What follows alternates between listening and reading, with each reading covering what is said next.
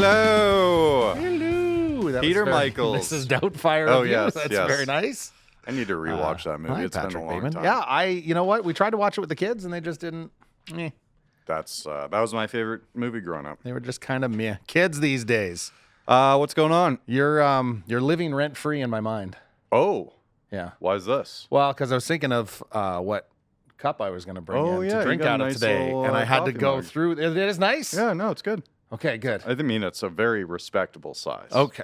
Well, would it, like brand is okay? That's I've never heard of the brand. All right. Exquis? I just we have like such a cup connoisseur, a water bottle, Well, portable beverage container connoisseur over here. I was really worried. I don't think anyone's going to match up to Pretty Maddie's No. bottle collection from our last episode with Pony. This is The Road, the Stage. We're here at Communal Creative Studios in Red Deer, Alberta. Episode 89, 90, 89, 90. Might be 88. Am I crazy? You know what's also 89, wild? Have you looked 89. at a little video we put out a few months ago? No. 30,000 views it's hit. Whoa. Almost 31, I think. High Damn. fives, team. The warning, Continues. bringing us into the high viewership. So when you average out, you got to take out the lows and the highs. Is that if we're You know gonna what? average? I've been very impressed with some of the numbers that we've been getting on episodes that go back quite a while. Yeah. And that includes with our the audio only. Like you can see, like the other day, I was like, oh, someone went, or like 3 people this week went back and listened to an episode we did a year and a half ago. So that's nice. Wow, I thought I was behind on Finally. things. Well, welcome.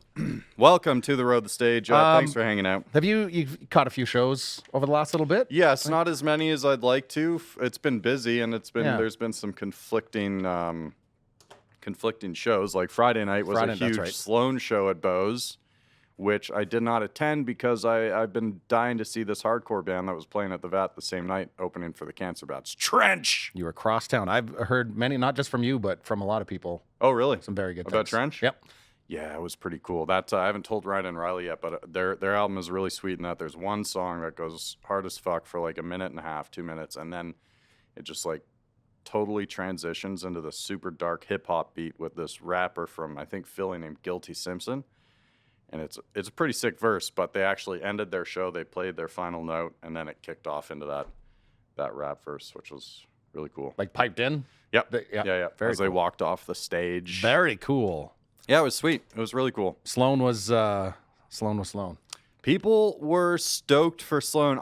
I think I've seen Sloan once before, and I really did want to check them out at Bose. It looked insane. It's they have the energy of a college band still. Like That's impressive. look like they could be on stage at like Frosh Week or something for sure still. Oh, I also went to see Always on Saturday at Matt Call in Calgary. Yep. And I was sitting there with my partner. We're waiting for other people to show up. Standing there right by the entrance. And Dave Foley was walking towards me. And I did what I always do to these celebrities is I say, hey, how's it going? And then they go, and then have a good night. And that's exactly how it happened. I said, actually oh, a pretty hey, good. how's it going, man? That's a And good Dave Foley impersonation he, right there. he turned around and I think he was like, oh shit, like, because he's filming Fargo and Calgary Yeah, right now. yeah. So maybe I know this guy from set. And he kind of turned around. He's like, hey. And I was like, have a good time tonight. And he didn't, carried because on. now the whole night he's like, where the fuck do I know that guy from? And you totally took him right out of the show. He did actually show up at the Sloan show Yes. in Calgary, right? Yeah, it Which looked was, like a I good forget what the time. venue was. Dickens. Was it Dickens? I think it right? was Dickens. Yeah.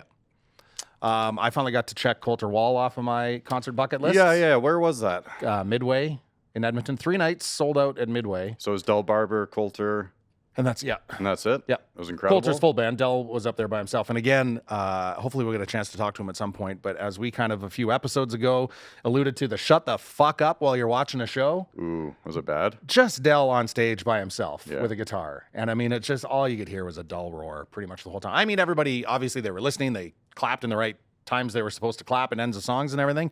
But just this dull roar the whole fucking time. I don't get it. Gives me violent urges. Don't get it. Violent urges. But Sloan was not like that because they were loud as hell, right? Well, it's a different kind of noise, right? Sloan's loud as hell, but the crowd is also like, it's a lot more cheering and Yeah. the crowd definitely was paying attention to that. Oh, shit. Okay, so I did a guest list giveaway on the Red Deer subreddit for Sloan, and I had a ton of people interested. I felt bad that I couldn't and you help them all out. you forgot to guest list them. No, but I just remembered because it's on Reddit, I like to give them the opportunity to maintain their anonymity. Yeah. So I give them fake names.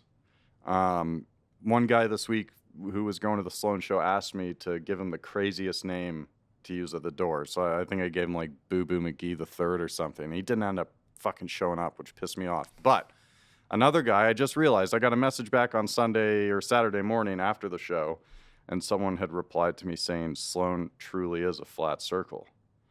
I was like, oh, maybe that's a Sloan reference that I just not knowledgeable enough to know. But I just realized that I gave him the name Rust Cole to use at the door at Bose, which is Matthew McConaughey's character in True Detective. So there we go. Now I understand. You got it. A mysterious text has now been solved. Do you ever let the winner pick their own name? Or No, it has never. to be assigned by you?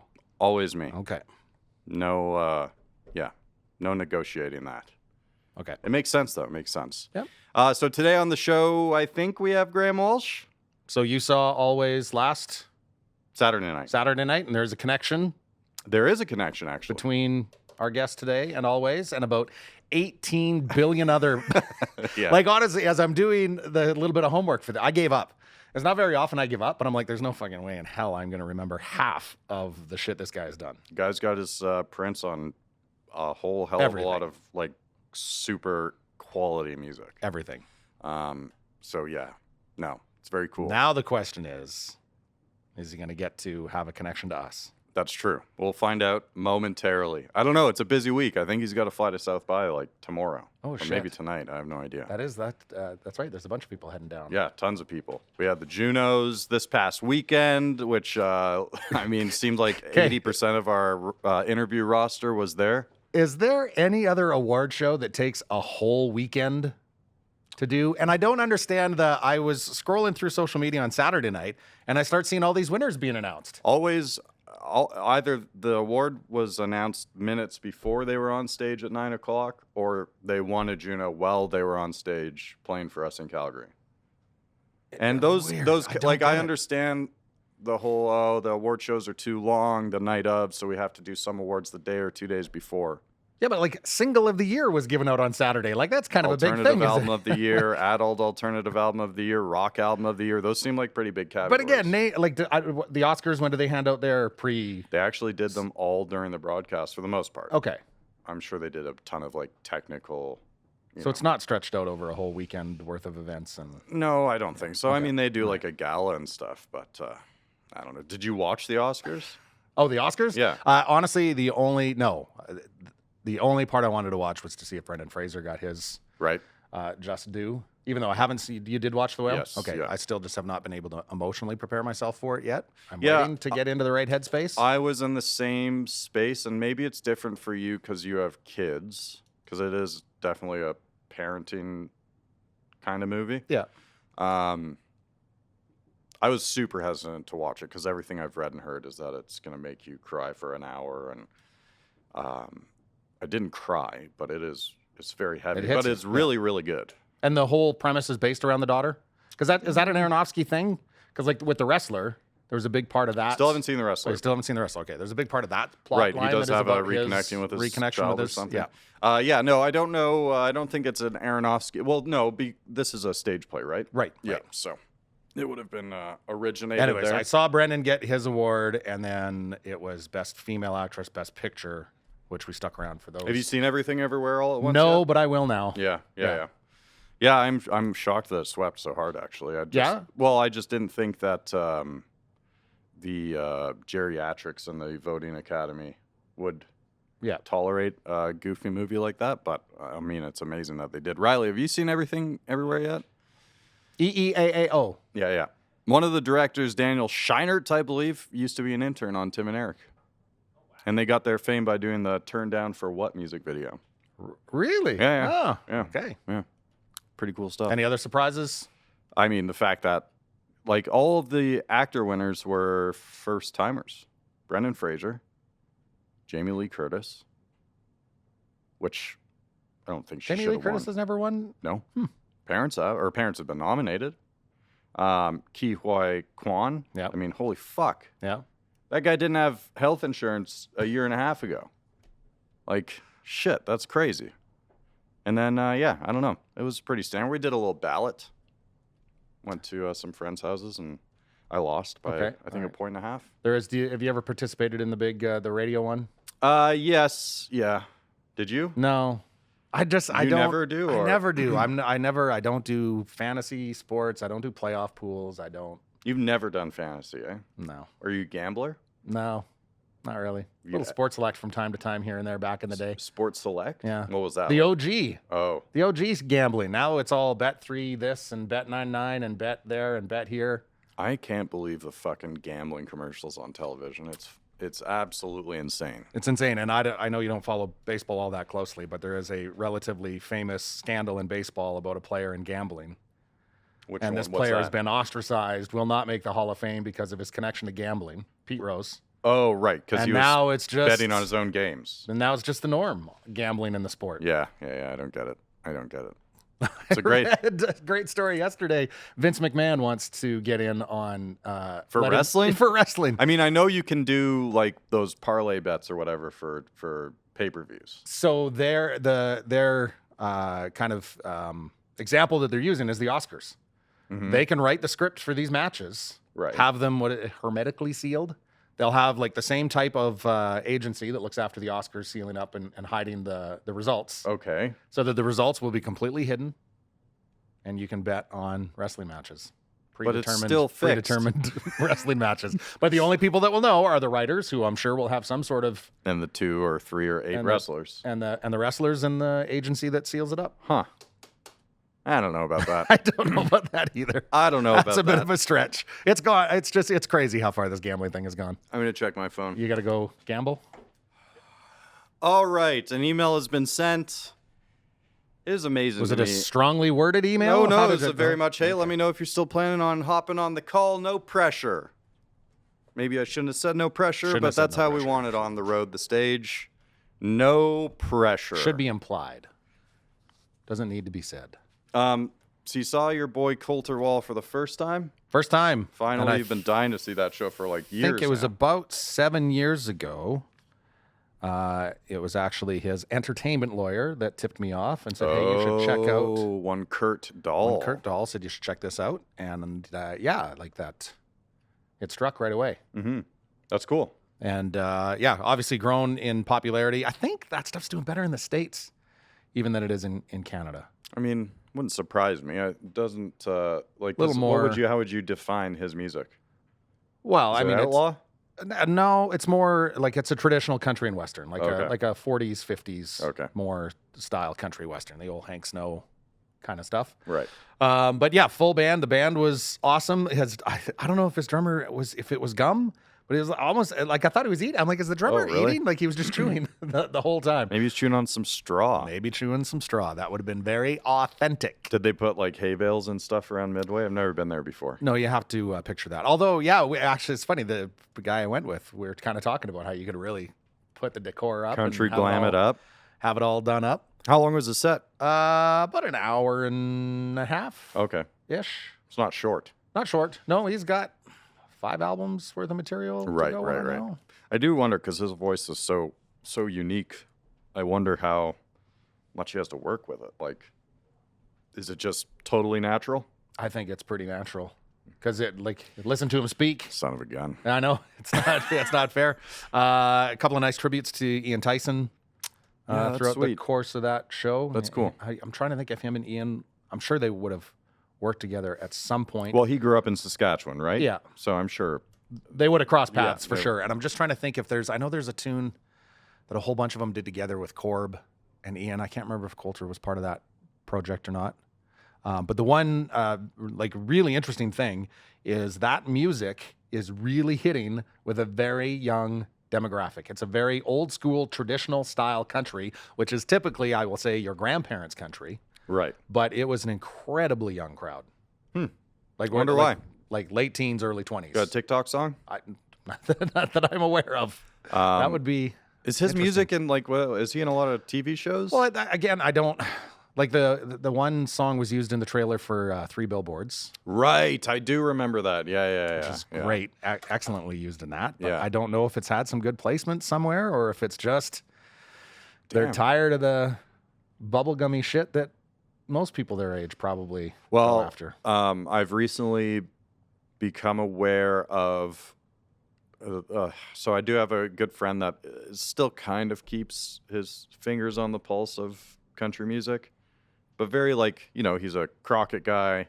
Going to see Crockett in Toronto, by the way. Is this our Friend Steve. Yep. Okay. And he sent me this kind of as a joke, but he sent me this song by this guy named Hardy a few months ago. Mm-hmm. Did I just hear an audible O from Ryan? But the reason why he sent it to me was because it is like hard rock country, and it had like a kind of a hardcore breakdown in it. Yeah. It's an interesting concept. Like, are you familiar with how the album rolls? Wait, whose album? Hardy? Oh, you're familiar. Well, there's quite a bit of buzz around it. Is Just because it's different. Is it good? It's not anything I'm going to put on at home. Oh, okay. But it's it's a kind of, it's mainstream country. So the first half of the album is kind of more mainstream bro country type songs. Right. And then it transitions to the back half of the album, which is more hard rock influenced Okay. country tunes. And that's starting to happen more and more in country, or is he Yeah, just well, kind of setting the scene? I think back to one of our earlier guests on the road the stage, Corey Marks, jumped into that world quite a bit. Yeah. Recorded with Five Finger Death Punch and Mick Mars, Right. and Travis Tritt, and had some big success with that. So there's definitely a big market for it for sure. Yeah, that's so they'll. I mean, I guess at this point they're just they've delved into rap already, kind of delved into pop in many significant, impactful ways. And now there's And always now been. I think hard there's rock. always been a connection between harder rock, especially Southern rock Right. and That's country. fair. But now they're really kind of exploiting that. And honestly, I know that you've listened to the new Nickelback album a ton. I have not. But they've got there's a couple of songs on that album that would fit that bill that could get played on country radio. It is amazing that Nickelback seems to be on top of the world again. Yeah, I'd rather have him than Five Finger Death Punch, I guess. it's come back around. Again, the one thing I will say in their defense, I'd watched a couple of clips of their some press conferences, and they're not afraid to make fun of themselves, which I No, completely appreciate. I think they've been making fun of themselves for years. Yeah. Just people weren't willing to hear it. Right. It's not as fun to make fun of people when they're also making fun of themselves, as it turns out. The other concert checklist or bucket list that I got to check off was Jason Isbell, which I don't think we've talked on the we have show not. yet. So you saw Jason Isbell in a very nice theater. Very nice theater, which he seemed to appreciate. Who opened? Kathleen Edwards. Oh, right. Yes, we did briefly talk about this. Really good. Very good. Yeah. Have you not seen her before? I had not seen her before, and she took a bit of a break and then came back. And I think I'm trying to remember exactly what her advice to young singers and just singers in general was, but show up and don't die. I think was her word of advice. Solid advice. Everybody show up and Sound don't advice. die.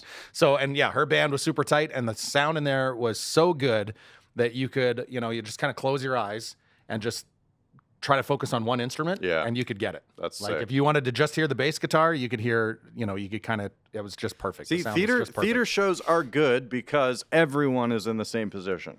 Right. You're all sitting down. Yes. And focused. And okay, so I shouldn't say there wasn't anything. The person that was sitting beside me during Kathleen Edwards obviously had no interest in Kathleen Edwards. And wanted everyone else to feel the same. On the phone the Yeah. entire time, full brightness in a dark theater. Violent urges. But anyways, I was in such a happy space. Jason Isbell is What's his band called? the 400 unit. Right. And I don't know if he's an underrated guitarist because he is such a guitar enthusiast, but he's just such a like he's amazing, but not flashy with it. Right. Like he doesn't show off at all. I mean, maybe he does, but it's very subdued. But the guitar playing was absolutely phenomenal. How long was his set? 2 hours? Probably hour 45. Okay. Yeah.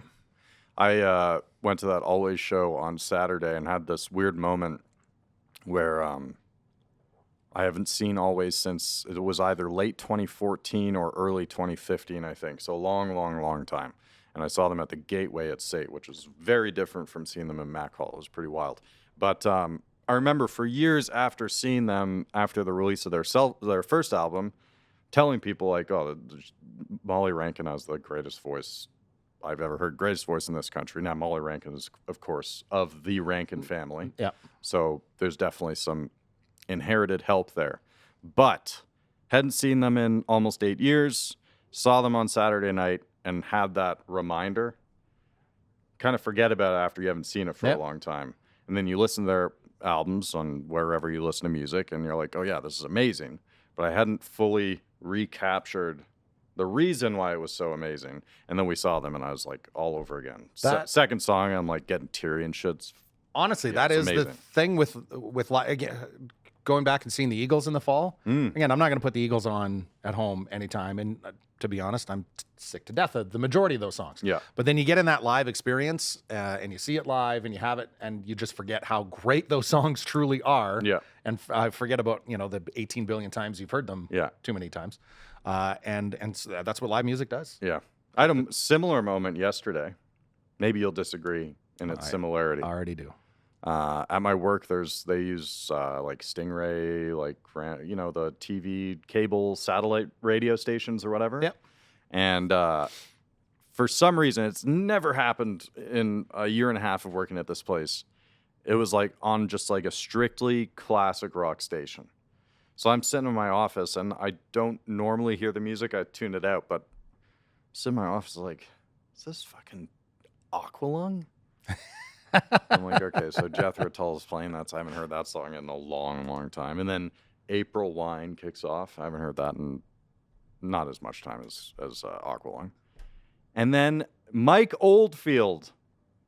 You know what I'm talking about? Yeah. That's got to Tubular Bells is like 9-10 minutes, right? Yeah, at least. If not 13 or 14. Maybe it was like a radio remix. But yeah, when was the last time and you that just got listened mixed to Tubular in with Bells? April Wine and Jethro Tull. Okay, that's so maybe it wasn't fair Weird to call it a classic rock station. Maybe it was just here's the 70s or the 80s. And then you were like, man, I forgot how fucking Tubular Bells rocks. Actually, funny enough, my dad used to play that all the time. Yeah? Because he was a huge like keyboard keys guy, and Yeah. like coming up, like loved Yes. Yeah. Like all that like super innovative stuff on the keys, kind of prog rock era and so forth, into new wave or whatever you want to call it. Yeah, Mike, Tubular Bells. I used to know how to play that.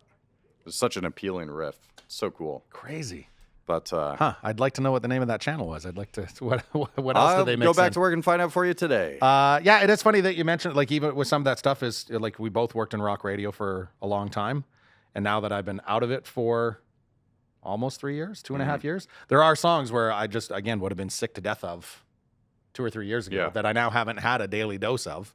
I'm like, oh yeah, this is actually pretty good. I was in a barbecue place in Calgary a couple weeks ago, and Highway Star was on. Let's go back to this barbecue place. South Block. Tell me more. Riley's been there before. Tell me more. What did you have? Blueberry burnt ends, apricot pork belly, some ribs. Wow. Some good stuff. You have my attention. But yeah, Highway Star was on, and I was like, I haven't put Deep Purple on in my adult life. It's like, this song's pretty good. Yeah. Song's pretty groovy. Yeah. When it's not smacking you in the face every single day. These songs there's a reason, I guess, why they get smacking people in the face every single day. Let's see. Did we get a response? We did not get a response. I just checked my phone, which I don't often do during the podcast. And I saw like the first 6 or 7 words of a tweet, and it said something about a wildly unpredictable Juno Awards. Wow. How is it fucking unpredictable if The Weeknd wins every goddamn award? Yeah, no shit, eh? Harry Styles wins Best International Album, and The Weeknd looks like he won everything else. And all the other awards you guys gave away on a fucking Saturday night. Do they take pity on Harry Styles because the Grammys? I don't know. Well, apparently that album's really good. I haven't listened to it. Well, I have a very biased opinion that feeds me information on that album. You have a child who's obsessed a daughter with Harry Styles? Who is every time that we Do you like it, though? FaceTime each other, she's got this huge poster of him in the background. Oh, I'm nice. gonna stare at his schlong the whole friggin' conversation. His hog's out? That's not out, but it's like he's always wearing some pants from the 60s. It's always right at crotch level, and they're pretty tight pants. And anyways, He's Robert Plant at those Led Zeppelin DVD concerts. Do you remember that? Did you guys ever have Led Zeppelin DVD? Yes. What a stupid name for a music DVD. What? Says exactly what it is. Just like everyone else, Rush and Rio, a million others. Led Zeppelin DVD. Did they not have one called Concert for The George? Song Remains the Same? Oh, right. Yeah, okay. So give them one. Anyways, yes, I do actually like that Harry Styles album. Yeah, I mean, maybe I gotta listen to it. I don't know. I've got so much. I realized last week. I think I'm allowed to say this. I've listened to, as of Friday, I've listened to 87 records for Polaris. Wow. And I believe I'm halfway through. And what's the cutoff? We vote in May. Okay. Moving things up a few weeks early this year. So yeah, May, June, July. I believe that's the schedule for voting, and then long list, and then short list, and then the gala will be in September again. And yeah, I'm having a really hard time. Shortlist is out in July? Yes, I believe it's July. Yeah. And everything that you're listening to is released between when and when? May and May. May and May, okay. Last year was June and June, I believe. But yeah, this year it's been, I have a very large list of every artist that I've listened to, and I have a system where if I think that it's something that I will appreciate on a second or third listen, or it's something that I know I already do appreciate, they get a nice bold, or are we talking like, have we got a spreadsheet? Basically a spreadsheet. Wow. Yeah. Look at you. 85, 87 albums. What? How else am I supposed to keep? Absolutely I can't use sticky notes. I'll look like Charlie, and it's always. Anyways, well, I don't think we're getting a guest today. Looks like Pete. we're not getting our guest today. Do you want me to ask you the questions we were going to ask him, and you can guess what he was going to say? Well, I will say that we'll get him. I hope we get him, because I was looking forward to saying "Holy fuck!" Like, well, I was just going to. Can we talk about the connotations? So, like their Facebook. What does their name, Facebook say? Holy F. Oh, it is. Yeah. But I mean, it could is it holy fuck? I know. What's in the name? I want to know. Holy fuck! Like maybe they made something so good when they were starting their band that was the immediate reaction was "Holy fuck." We got something here? There's so many different or was it frustration? Ways that it could be used. We'll find out from Graham Walsh one of these days of Holy Fuck and many, many other projects. I can't wait to ask Graham about how he feels about his longevity in the scene, because it's been almost 20 years of Holy Fuck. And I think one of the things that made me really realize how long they've been around for in the research process was watching their interview with Jean Gomeshi. Those 11 years ago, I think. Those are still searchable, are they? Yes, they are. And I was like, oh, yeah, I forgot about this guy that totally inspired me to get into broadcasting. What a fun day that was when I was visiting my mom in Burlington and the news came out that this guy was a total fuckhead. Yeah. But anyways, it is what it is. Well, that explains a lot. We still got Strombo. Yeah, we still got Strombo. And that's a pretty good tease for what will be episode something. Maybe that's what we should call this episode. We still got Strombo. We still got Strombo. Yeah, The Road the Stage is viewable on the Communal Creative Studios YouTube channel. Throw some subs, some likes, follows, just a little heart icon. Help us get to 700 subscriptions. It would be huge. We're off of 666 now, eh? Yes. Oh, yeah. Hell yeah. I mean, I like that for a few days, but it's you onward and upward. Grow. You got to grow. Onward and upward. I get it. Grow in some areas, anyways. Big thanks to Ryley and Ryan. I think he's doing something. Producers Ryan and Ryley hanging out here. We can keep an eye on Ryley. We know Riley's like into it and paying attention, but yes. What's Ryan doing back there? I didn't hear. And I don't want to and find out. All right. Subscribe, like, share. The Road the Stage. Communal Creative Studios on YouTube. See us next Wednesday.